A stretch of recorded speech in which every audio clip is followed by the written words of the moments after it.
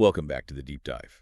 Today we've got something a little different, something really special. We do. It's a single source, a transcription of a dialogue, just a conversation between a journalist and a philosopher. And it tackles this enormous question that I think we all hit at some point, the existential crisis. Oh, absolutely. And it defines it so well. It's that moment, Yeah. that deep personal crisis where you just have to stop everything. And you ask those huge, overwhelming questions. The big ones. Why am I doing this? Or what is the actual meaning of my life? Right. And our mission today is to, well, guide you through the philosopher's framework for dealing with this. It's this surprisingly clean three-step method. But, and this is a huge but, it only works if you accept one pretty radical premise. Which is that the way we usually ask the questions, that's the problem itself. That's the whole trap. So the journalist kicks things off with a simple question. Is there a universal solution for a life crisis? And the philosopher's answer is, it's not a simple yes or no, is it? It's more structural. Exactly. The answer was essentially yes, a final solution is possible.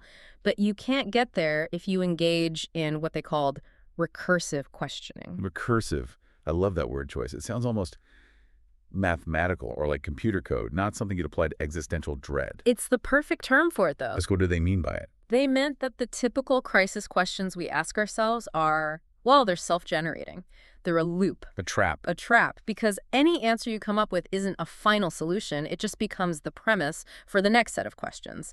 You solve doubt A, and in doing so, you've just created doubts B and C. Okay, so let me try and ground that. Mm-hmm. It's like you hit a wall in your career. You ask, is my job meaningful? Right. So you decide, okay, I'll go back to school. But then the question just shifts, right? Yeah. It becomes, am I too old to switch careers?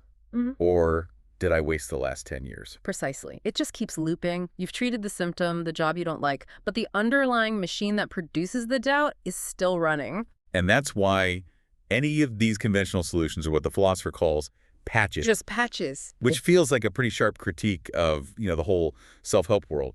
The idea that we try to cope with a problem. Only leads to the invention of a patch. That's the exact phrasing. Wow. And the analogy they used was so powerful. They said these coping mechanisms are like having to buy a crutch, invent a prosthetic. It's an admission of failure then. It is. You've basically accepted the injury. You've fixed the immediate pain, sure, but you've also accepted that the fundamental wound, this ability you have to generate recursive doubt, is permanent. You're accommodating the problem, not eliminating it. And that's why we feel stuck. We just keep getting better and better crutches. A new hobby, a new relationship, a new philosophy, but we still need the crutch. And that realization is the pivot point of the whole dialogue. It's the moment everything shifts. So if the questions are a trap and the solutions are just patches, then the only path to a real final resolution, one that isn't just a temporary fix, has to be something totally different. and that radical move wasn't to solve the question, it was to abandon it completely. Yes. And instead ask, how can I make sure such questions never arise again? It's such a powerful reframe. You stop being the firefighter and you start asking, wait, why is my entire forest so flammable in the first place? A radical cure instead of a diagnosis? Absolutely. The journalist was understandably a bit skeptical, like, how is that even possible? And the philosopher says, it is, but the answer lies beyond the limits of trivial thinking. Beyond trivial thinking. Okay, so that requires a new perspective, a new context. A new context. And the philosopher brings up these external observers who've watched their work and confirms that the necessary condition for this change is seeing oneself in the widest possible context. Okay, let's pause there. Because widest possible context sounds incredibly abstract. It does. So the journalists pushed for a definition. What did they say? What is this context? 3 words, 3 anchors: truth, eternity, and being. Right. Okay. Let's try to make that real for someone listening. How does thinking about eternity help me when I'm, stuck in traffic and hating my job? It's a fair question. The philosopher clarified it's not about ignoring your problems, it's about changing the scale you're measuring them on. And they laid out this fantastic roadmap, 3 levels of vision. Okay, let's break these down. The first level, where most of us live most of the time. The narrow context. In that narrow context, the question you're asking, maybe without realizing it, is simply, I have problems. And the result of asking that. The result is that you spend your entire life just solving problems. That's all you do. You are the patch fixer, constantly on call, reacting to whatever comes up. Then you pull the lens back a bit. Level 2, the mid-context. Here, you're already moving past the trivial stuff. The question isn't, I have problems anymore. It's, why do problems arise for me? Ah, okay. So you're looking for patterns. A huge intellectual leap. And the result is you start getting rid of the causes of the problems. You move from just reacting to actively preventing. But the real escape, the way out of the recursive trap, is at level 3. Level 3, the widest context. This is the non-trivial vision. This is where you align with that goal of never having the questions come up again. And the question here is, Why am I even capable of having problems? wow. It's a huge question.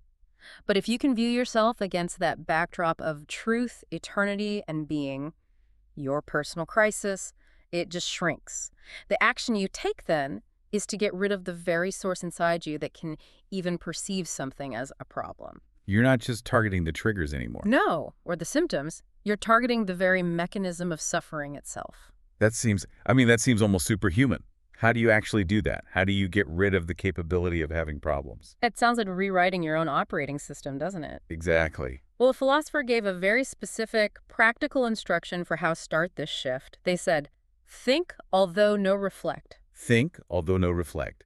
That distinction must be critical. It's probably the most actionable piece of the whole thing. The philosopher gives these really personal definitions. Thinking, for them, is passive. It's just analyzing the thoughts that bubble up in your mind without your permission. So just watching the mental chatter go by. Exactly, just observing the stream. But reflection, that's totally different. It's active. It's an entirely active volitional process. It is the disciplined, chosen analysis of a pre-selected mental object. An idea, a belief, an opinion you've stored away. You pick the target, you aim the spotlight, and you hold it there. That sounds like serious mental heavy lifting. That's not just casual introspection on the bus. No, it is. The key requirement he mentioned is holding your attention on that thing, that belief, using an effort of will. And that requires discipline. And you're not just analyzing the belief itself, like, I am a failure. You're analyzing something deeper. You're analyzing how the mechanism of I habitually thinks about that concept. Yeah. It's self-analysis aimed at the method of your own self-analysis. This focus on willpower. It's so potent. And the philosopher made this really strong claim about it, didn't they? That this effort of will is the only way to start changing one's life. They did. And the journalist called them on it, said it was too strong. And they did walk it back just a little. A little. But the core idea stayed. They softened it by saying that for the overwhelming majority of simple people, people who have never tried to discipline their minds before. For us? For most of us, yeah. For us, this conscious effort of will is the most likely way to change your life in principle. It leaves room for, a lightning bolt of insight. But for 99% of us, the way out is through deliberate hard work. What's so fascinating there is that it democratizes the solution. Yeah. You don't need some secret knowledge or a guru. You just need attention and willpower. The shift from the crutch to the cure depends entirely on that focused, disciplined mental labor. Exactly. Which brings us right to the end of the dialogue.